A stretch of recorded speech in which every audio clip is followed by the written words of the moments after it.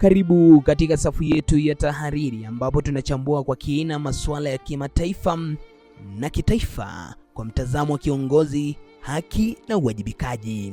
Leo tunakuletea mawazo yenye uzito yaliyochochewa na hali halisi ya taifa letu.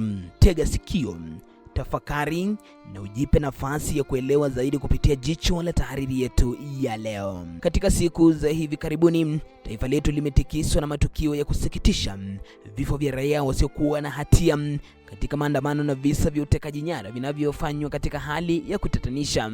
Kwa masikitiko makubwa, wengi waliopoteza maisha yao walikuwa wakidai haki zao za msingi, sauti zao zikihitajika kusikika, lakini majibu waliyopokea yalikuwa ya risasi na ukatili. Kifo cha mtu mmoja kinapaswa kuwa pigo kwa jamii nzima. Hata hivyo, tumeanza kuona vifo vikihesabiwa kama takwimu tu, bila uchunguzi wa kina, bila kuwajibika kwa husika, bila faraja kwa familia zilizoachwa kuomboleza gizani. Wengi walitekewa, wakateswa au wakapotezwa bila dalili, huku vyombo vya usalama na serikali zikiendeleza ukimya wa kutisha.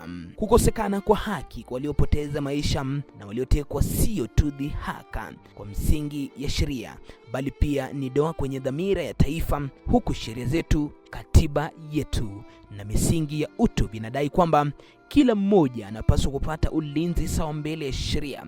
Ikiwa haki haitatendeka kwa waliojeruhiwa au kupoteza wapendwa wao, basi tunajenga taifa la hofu badala ya taifa la matumaini. Ni lazima pawepo na uchunguzi huru wa haraka na wa kina kuhusu kila tukio la kifo au tekaji nyara. Watu wanaoshikilia mamlaka wanapaswa kuwajibika, sio kwa shinikizo la wananchi tu, bali kwa heshima ya maisha ya kila mtu aliyepotea. Tunapaswa kuondokana na utamaduni wa kusahau haraka, kwani kusahau ni kuruhusu ukatili uendelee. Kwa heshima ya waliopoteza maisha na kwa mustakabali wa nchi yetu, tunapaswa kusimama imara kudai ukweli wa haki na mabadiliko.